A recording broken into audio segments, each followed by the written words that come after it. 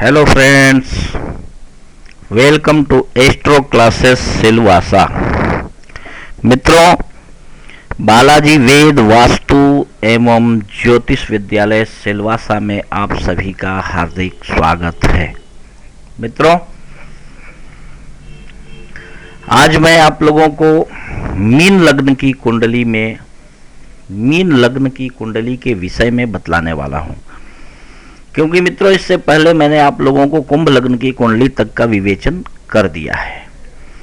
तो मित्रों, मीन लग्न की कुंडली में कौन सा ग्रह जातक को शुभ और कौन सा ग्रह अशुभ फल देता है, आज इस विषय में हम चर्चा करने वाले हैं।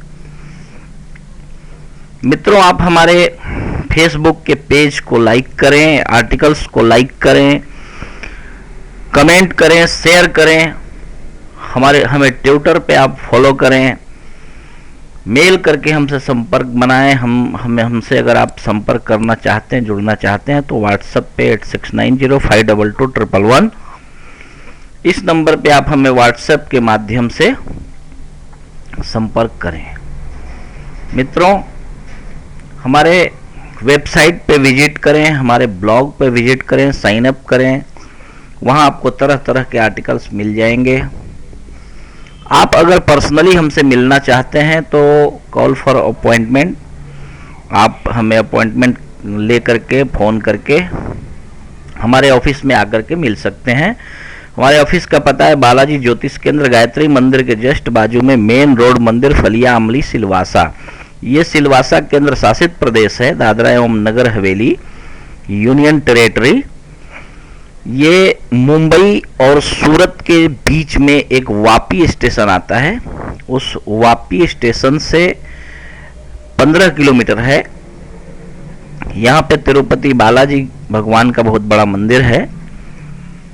आप हमसे मिलने के लिए हमारे ऑफिस में आकर के हमसे संपर्क कर सकते हैं। तो मित्रों, चलिए आज आप लोगों को मीन लग्न की कुंडली में कौन सा ग्रह शुभ और कौन सा ग्रह अशुभ फल देता है, इस बात की चर्चा करते हुए पाराशर ऋषि के माध्यम से आप लोगों को पाराशर होरा शास्त्र के माध्यम से बतलाते हैं। पाराशर ऋषि कहते हैं कि मंद शुक्रान सुमद पापा सौम्यो भौम विधु शुभो मही सुत गुरुश्चैव भवेताम योग कारको। कहते हैं कि मीन लग्न वाली जो कुंडली होती है उसमें मंद अर्थात शनि, शुक्र और अंशुमत अर्थात सूर्य, ये पाप फल देने वाले ग्रह होते हैं। और सौम्यो भौम विधु शुभो, सौम्य अर्थात बुध, मंगल, ये दोनों ग्रह इस कुंडली में शुभ फल देने वाले होते हैं। और विधु अर्थात चंद्रमा, बुध, मंगल और विधु अर्थात चंद्रमा, ये तीनों ग्रह शुभ फल देने वाले होते हैं मीन लग्न की कुंडली में। मित्रों, मही सुत गुरुश्चैव, मही अर्थात पृथ्वी, सुत मतलब उसका पुत्र यानी मंगल, और गुरु, ये दोनों योग कारक, पूर्ण योग कारक ग्रह इस कुंडली में होते हैं। मित्रों, पहले तो पाराशर ऋषि ने कहा कि सौम्य अर्थात बुध, मंगल और चंद्रमा, ये तीनों शुभ फल देने वाले होते हैं। फिर कहते हैं कि मंगल और गुरु, ये दोनों संपूर्ण योग कारक ग्रह होते हैं। इन बातों को आप याद रखें। मैं कुंडली के माध्यम से आप लोगों को समझाने का इस विषय को पूरा प्रयत्न करूंगा। दूसरा सूत्र कहते हैं भौमः मारकत्वेपि न हंता मंदज्ञौ पापिनः इत्युहानि फलान्येवं बुधैस्तु झख जन्मजः जन्मनः। झख अर्थात मीन, मीन राशि में जिनका जन्म हुआ है उनके लिए मंगल मारकेश होते हुए भी जान नहीं लेता है, मारता नहीं है। और मंद्यज्ञ पापिनः, कहते हैं कि शनि और बुध ये दोनों मारक होते हैं इस कुंडली में। हाँ, इस प्रकार इत्युहानि फलानि एवं बुधैस्तु जन्मनः, बुध जो विद्वान लोग हैं उनको मीन लग्न का फल अपने बुद्धि के अनुसार सोच समझ करके निकालना चाहिए। चलिए आज आप लोगों को कुछ और बातें पराशर ऋषि के अनुसार बतला देते हैं। पराशर ऋषि ज्योतिषियों को कुछ निर्देश देते हैं लग्नों के आधार पे, जो ग्रहों के अकारक और मारक होने का और कारक होने का जो इन्होंने अपना अनुभव दिया है, उसके बाद में कुछ बातें बतलाते हैं कि एतत् शास्त्रानुसारेण मारकान निर्दिशेत बुधः, जो विद्वान लोग हैं वो इन शास्त्रानुसार इस विषय का, मारक आदि का निर्णय करें। हाँ, क्योंकि सूर्य चंद्रम विना सर्वे मारकाः परिकीर्तिताः, सूर्य और चंद्र को छोड़ करके ये दोनों मारक नहीं होते। मैंने बतलाया था आपको पहले भी शायद, और अभी भी बतला देता हूं कि ये दोनों मारक नहीं होते हैं, लेकिन इन दोनों को छोड़ करके बिना सर्वे मारकाः परिकीर्तिताः, सभी ग्रह जो होते हैं वो मारक हो सकते हैं। दूसरा ये जो सूत्र है ना, बहुत ही इंपॉर्टेंट है, बहुत ही प्रभावी विषय। इस विषय को आपको बहुत ध्यान से समझना पड़ेगा। कहते हैं कि स्वदशायाम स्वभुक्तौ च नराणाम निधनम नहीं, क्वचित दशायाम इच्छन्ति स्वभुक्तौ न कदाचन। ये कहते हैं कि अपनी दशा में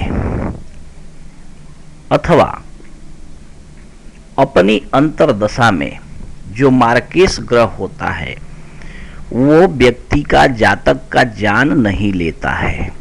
बहुत बड़ी बात है। जबकि क्वचित दशायाम इच्छन्ति, बहुत सारे ज्योतिषियों का इस विषय में मत है, अन्य सभी शास्त्रों का मत है कि मारक ग्रह अपनी दशा में जातक का जान लेता है। और पराशर ऋषि भी विषयांतर के अनुसार इस विषय को स्वयं भी स्वीकार करते हैं कि मारक ग्रह की दशा में व्यक्ति की मृत्यु निश्चित होती है। तो क्वचित दशायाम इच्छन्ति स्वभुक्तौ न कदाचन, कहते हैं कि बहुत सारे लोगों का मत है इस विषय में कि अपनी दशा में ही, अपने अंतरदशा में ही जो मारक ग्रह होता है वो जातक को मार डालता है, जान ले लेता है। तो इस विषय को आप गंभीरता से समझें। ये जो श्लोक है अंतिम, सबसे अंतिम श्लोक है 17वें अध्याय का सबसे अंतिम श्लोक पराशर ऋषि का है, बृहत पराशर होरा शास्त्र का। तो इस विषय को आप स्पष्टता से समझें। और मैंने भी जो अनुभव किया है अपने जीवन काल में, 30 वर्षों का मेरा ज्योतिष का अनुभव है, और अपने 30 से 32 वर्षों के ज्योतिष के अनुभव के आधार पे मैं भी ये कह सकता हूँ कि जो मारक ग्रह होता है उसकी ही दशा में व्यक्ति की जान जाती है। तो मित्रों, ये बात स्पष्ट हो गई, आप समझ सकते इस विषय को। आइए हम मीन लग्न के कुंडली की ओर आप लोगों को लेकर के चलते हैं। मित्रों, यह है मीन लग्न की कुंडली, और जैसा कि आप देख रहे हैं मीन लग्न की कुंडली में सबसे कारक ग्रह गुरु होता है, क्योंकि दशमेश और लग्नेश होता है। अगर इस कुंडली में, किसी की कुंडली में गुरु अगर दशम भाव में बैठा हो अथवा लग्न में बैठा हो तो फिर तो उसके लिए कहना ही क्या है। मित्रों, संपूर्ण योग कारक ग्रह इसमें गुरु होता है मेरे ख्याल से। पराशर ऋषि को अगर देखें तो इस कुंडली में सौम्यो, भौम, बुध, मंगल और चंद्रमा ये शुभ ग्रह होते हैं, लेकिन मंगल और गुरु इन दोनों का योग बन जाए, संयोग बन जाए। क्यों? क्योंकि मंगल तो यहाँ द्वितीय से है, तो इसको तो प्रबल मारक होना चाहिए। फिर ऐसी बात क्यों करते हैं हमारे परम आदरणीय पाराशर ऋषि? क्योंकि मैंने आपको बतलाया था कि यहाँ पे मंगल जो है वो नवमेश है, और नवमेश यानी त्रिकोण का मालिक, और त्रिकोण यानी नवा भाव सबसे प्रभावी घर होता है। तो अगर भाग्येश और दशमेश की युति बन जाए तो फिर कहना ही क्या है। तो मंगल और गुरु की जो युति है इस कुंडली में सबसे बड़ा प्रबल योग कारक युति बनाती है। मित्रों, अगर हम अन्य ग्रहों की ओर ध्यान दें तो मंगल योग कारक है क्योंकि नवमेश है, और चंद्रमा है योग कारक है क्योंकि पंचमेश है। पंचमेश तो पूर्ण कारक होता है, और चंद्रमा और सूर्य हो तो फिर करना ही क्या। तो यहाँ पे चंद्रमा जो है पंचमेश होने के कारण पूर्ण योग कारक ग्रह बनता है। तीसरा है बुध। बुध तो यहाँ पे 2 केंद्रों का मालिक होकर के अकारक होता है। फिर भी क्योंकि अगर कोई सौम्य ग्रह किसी केंद्र का मालिक हो तो वो शुभ फल ही देता है। यद्यपि बुध इसमें मारक फल भी कभी कभी देता है, लेकिन अगर इस प्रकार का बुध हो, जिस प्रकार का बुध अभी यहाँ पे बैठा हुआ है अपने घर में, तो फिर कहना ही क्या। ये तो अपने मूल त्रिकोण में है और संपूर्ण रूप से सर्वोत्तम क्लास का, सर्वोत्तम श्रेणी का व्यापार देने में ये सक्षम ग्रह है। तो मित्रों, जैसा कि मैंने आप लोगों को बतलाया था कि अपने घर में बैठा हुआ कोई भी ग्रह अशुभ फल नहीं देता है। तो इस प्रकार अपनी बुद्धि के अनुसार निर्णय करें, ऐसा पराशर ऋषि का भी निर्देश है। और आप इस विषय में अगर मुझसे सलाह लेना चाहें तो मुझसे आप इस नंबर पे कांटेक्ट करके, संपर्क करके आप निश्चित कर सकते हैं, सुनिश्चित कर सकते हैं कि आपको हमें कब मिलना है। हमारा पता यह है। आप ऑनलाइन मिलना चाहें तो फेसबुक, ईमेल के माध्यम से आप हमें मिल सकते हैं। आपको फ़ोन पे सारे इंट्रोडक्शन दिए जाएंगे, सारे सलाह आपको फ़ोन पे दिए जाएंगे, बट उससे पहले आपको हमारा फीस हमारे अकाउंट में आपको डालना होगा, बैंक अकाउंट में। आप व्हाट्सएप के माध्यम से जुड़ सकते हैं। हम आपको व्हाट्सएप के माध्यम से आपको अपना अकाउंट नंबर दे देंगे, अथवा वेबसाइट पर जाकर के हमारा अकाउंट नंबर ले सकते हैं। आप ब्लॉग से आप हमारे अकाउंट नंबर ले सकते हैं। तो मित्रों, आज के लिए इतना ही। आप सभी 12 लग्नों की कुंडलियों के विषय में जान चुके हैं। मैंने आप लोगों को पूरा प्रयत्न पूर्वक बतलाया है। अब मैं कल से आने वाले समय में मैं आप लोगों को कुंडली के 12 घरों से क्या क्या, किस घर से क्या क्या चीज देखा जाता है और उसका फलादेश किस प्रकार करना चाहिए, इस विषय को हम स्पष्ट करेंगे। देखिए, पहले तो राशियों के विषय में आपने समझ लिया कौन सी राशि किस घर में बैठेगी तो क्या होगा। फिर आप घर के स्वभाव और उसके फल देने के विषय में जान लेंगे।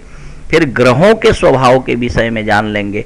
मूल जो है वो ज्योतिष के, फलित ज्योतिष में ये 3 विषय ही है।